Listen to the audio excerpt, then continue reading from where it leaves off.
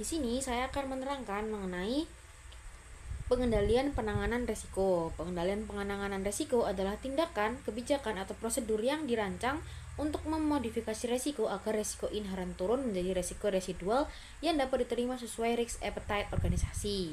Pengendalian bertujuan mengurangi probabilitas, dampak, ataupun keduanya, di mana pengendalian ini harus memiliki tujuan yang jelas sesuai dengan tujuan perusahaan serta seimbang antara biaya dan manfaatnya agar tidak terlalu kompleks dan tidak menghambat proses bisnis.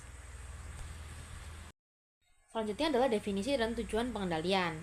Pengendalian adalah kebijakan, prosedur, atau praktik yang digunakan untuk memodifikasi resiko dan memastikan tujuan organisasi tercapai, di mana tujuannya itu adalah untuk mengurangi resiko, memberikan keyakinan memadai bahwa tujuan organisasi itu dapat tercapai, serta mengarahkan dan mengendalikan aktivitas organisasi. Nah, jenis-jenis pengendalian itu ada tiga, diklasifikasikan menjadi tiga. Yang pertama adalah pengendalian preventif, yaitu di mana pengendalian yang mencegah resiko sebelum terjadi dan merupakan lini pertahanan pertama. Contohnya seperti pemisahan tugas, otorisasi, dan juga pengamanan fisik menggunakan password, firewall, dan lain-lain. Yang kedua adalah pengendalian detektif atau detective controls, yang mana pengendalian yang mendeteksi kesalahan atau penyimpangan setelah terjadi tetapi dilakukan sedini mungkin, yaitu seperti rekonsiliasi, audit atau review kinerja, laporan pengecualian, serta sistem alarm dan monitoring. Selanjutnya adalah pengendalian korektif, yang mana merupakan pengendalian yang memperbaiki masalah setelah risiko terjadi dan mencegah kejadiannya terulang, yaitu seperti rencana kelangsungan bisnis, investigasi, backup dan pemulihan data, serta perbaikan proses. Di sini saya akan menjelaskan materi mengenai desain pengendalian yang efektif. Desain pengendalian ini bertujuan untuk memastikan pengendalian mengurangi risiko secara efektif tanpa menimbulkan beban berlebihan bagi organisasi. Ada 4 prinsip utama dalam desain pengendalian risiko. Yang pertama yaitu relevansi. Hal ini berkaitan langsung dengan risiko yang telah diidentifikasi. Kemudian kedua yaitu analisis biaya dan manfaat, di mana biaya penerapan dari pengendalian risiko ini tidak boleh melebihi manfaat yang diperoleh. Kemudian yang ketiga yaitu otomatisasi dan juga manual. Hal ini menunjukkan bahwa pengendalian risiko dapat dilakukan oleh sistem otomatis atau manusia atau manual, di mana ya, sistem yang efisien dapat dilakukan dengan keduanya. Kemudian yang keempat yaitu kesederhanaan dan juga kepraktisan, di mana pengendalian risiko ini harus mudah dipahami, mudah diterapkan, dan memiliki penanggung jawab yang jelas. Materi selanjutnya yaitu strategi penanggulangan risiko, di mana setelah risiko diidentifikasi dan diprioritaskan, organisasi harus menentukan strategi untuk menangani risiko-risiko tersebut. Menurut ISO 31000 dan KOSO ERM, ada 4 strategi utama, yaitu yang pertama menghindari risiko atau avoidance, di mana organisasi tidak melakukan aktivitas yang menimbulkan risiko tersebut. Kemudian strategi kedua yaitu mengurangi risiko, mitigation atau reduction risk, di mana risiko tidak dihilangkan tetapi dapat dikurangi kemungkinan atau dampaknya yang akan ditimbulkan. Kemudian strategi ketiga yaitu mentransfer risiko atau transfer or sharing, di mana dampak finansial risiko dapat dialihkan kepada pihak lain, misalnya melalui asuransi atau kontrak. Yang terakhir yaitu strategi untuk menerima risiko atau acceptance, itu di mana perusahaan dapat menerima risiko secara sadar jika dampaknya kecil atau biaya pengendalian yang akan timbulkannya sangat besar. Selanjutnya yaitu mengenai integrasi strategi risiko dengan visi misi. Nah, strategi risiko harus selaras dengan tujuan dasar organisasi, yaitu yang pertama visi. Nah, hal ini itu berarti strategi risiko harus menyesuaikan dengan visi agar risiko yang diambil tetap mendukung arah perkembangan perusahaan. Kemudian yang kedua yaitu misi, yang berarti strategi risiko membantu mengelola berbagai risiko yang bisa menghambat atau mempengaruhi pencapaian misi dalam perusahaan. Dan yang ketiga yaitu nilai-nilai perusahaan. Nah, nilai-nilai perusahaan ini merupakan prinsip atau pedoman perilaku dalam menjalankan bisnis seperti integritas, kejujuran, dan juga tanggung jawab. Nah, oleh karena itu, strategi risiko harus mendukung pencapaian ketiganya. Selain itu, strategi risiko juga harus mencerminkan nilai-nilai organisasi, misalnya itu dengan menetapkan toleransi sangat rendah terhadap perilaku tidak etis. Nah, dengan integrasi ini, manajemen risiko tidak hanya berfungsi melindungi perusahaan dan kerugian, tetapi juga membantu mencapai tujuan strategi organisasi. Lalu selanjutnya yaitu mengenai pemantauan dan tinjauan strategi risiko. Nah, pemantauan dan tinjauan strategi risiko ini merupakan proses penting untuk memastikan bahwa strategi dan sistem manajemen risiko tetap efektif dan relevan. Karena lingkungan bisnis selalu berubah, organisasi perlu melakukan pemantauan secara berkelanjutan untuk memastikan bahwa kerangka kerja risiko diterapkan dengan baik dan sesuai dengan kondisi yang sesungguhnya. Selain itu, organisasi dapat menggunakan key risk indicator sebagai indikator peringatan dini untuk mendeteksi peningkatan risiko. Untuk slide selanjutnya akan dilanjutkan oleh rekan saya. Slide ini kita akan membahas dua strategi utama dalam pengolahan risiko, yaitu pengurangan risiko dan transfer risiko. Pertama, pengurangan risiko atau mitigasi risiko. Strategi ini itu bertujuan untuk mengurangi kemungkinan terjadinya risiko atau dampaknya. Jadi bukan menghilangkan, tapi kita mengurangi saja.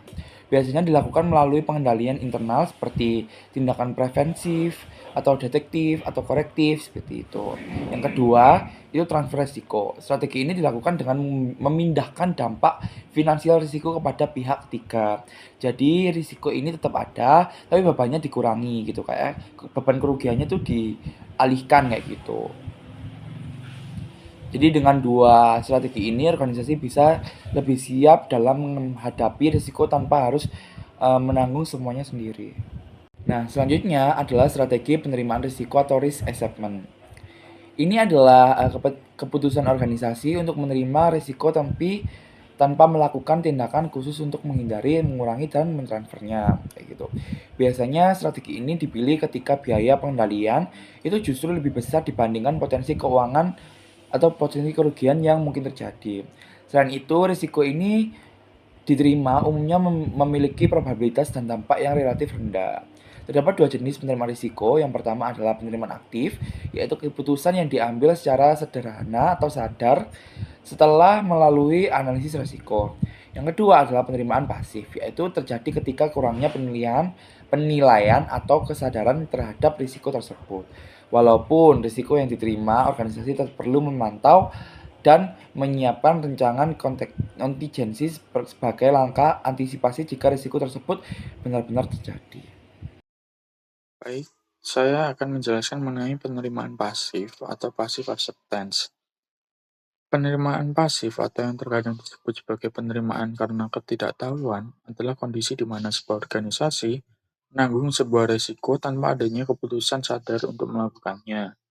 Beberapa penyebab umum dari penerimaan pasif ini antara lain, yang pertama proses identifikasi risiko yang tidak memadai, yang kedua budaya organisasi yang buruk, yang ketiga it won't happen to us syndrome, dan yang terakhir kurangnya sumber daya.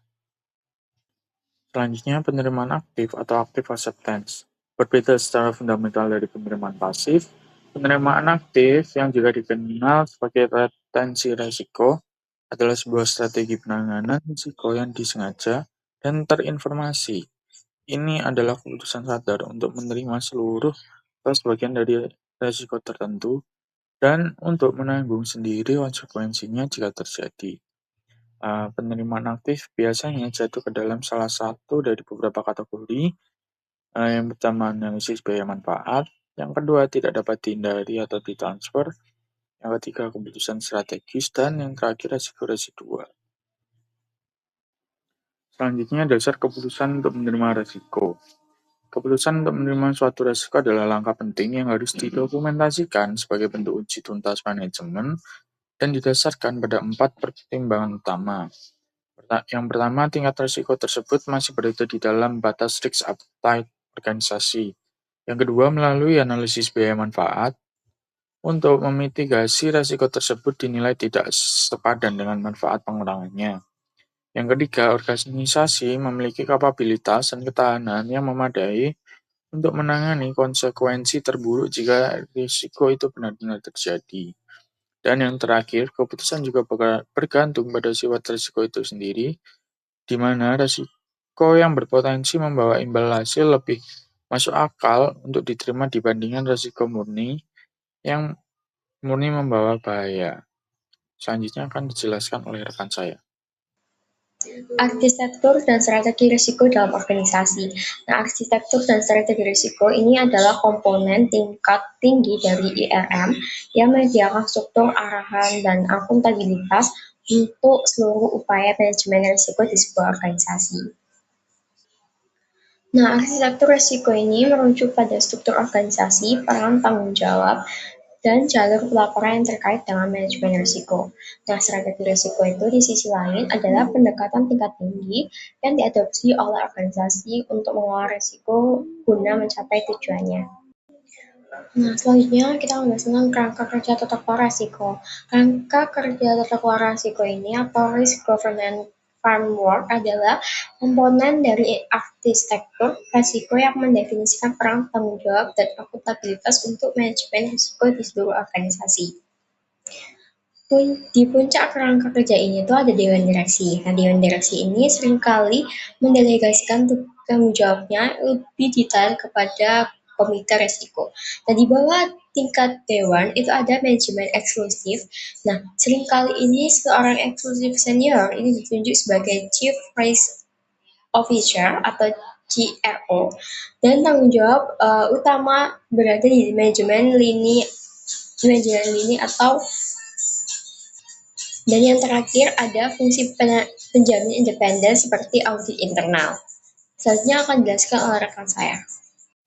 Selanjutnya ada pelaporan dan komunikasi risiko, yaitu bagian penting dari ERM agar informasi risiko itu sampai kepada pihak yang tepat untuk pengambilan keputusan, yang bertujuan untuk meningkatkan kesadaran dan juga pemahaman mengenai risiko dalam organisasi.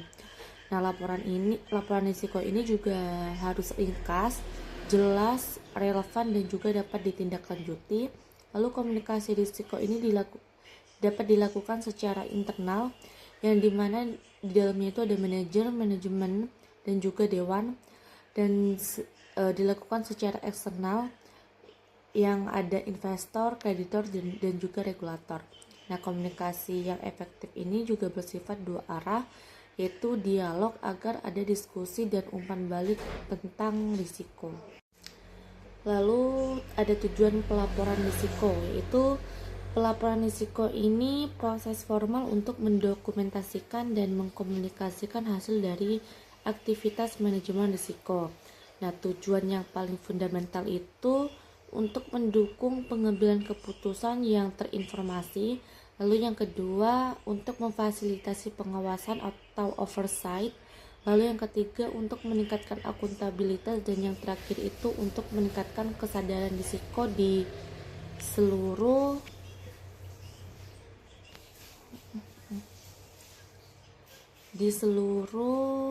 organisasi. Baik teman-teman, sebelumnya perkenalkan, nama saya Vila Wahidatul Firdaus dengan NPM akhir 086.